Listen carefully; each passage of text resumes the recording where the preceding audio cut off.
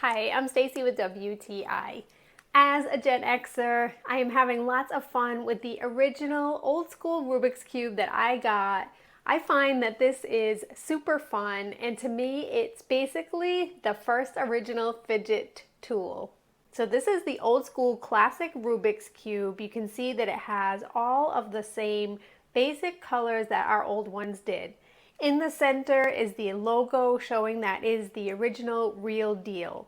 All of the parts on this Rubik's Cube move so easily. You can sit for hours figuring out the puzzle, redoing it, doing one side at a time, or if you're extra skilled, figuring out the whole thing.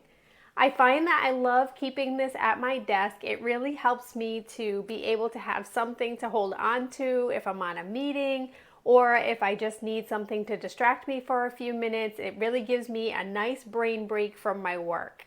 In addition, it's so cool and nice to have this old school one. It brings back lots of memories.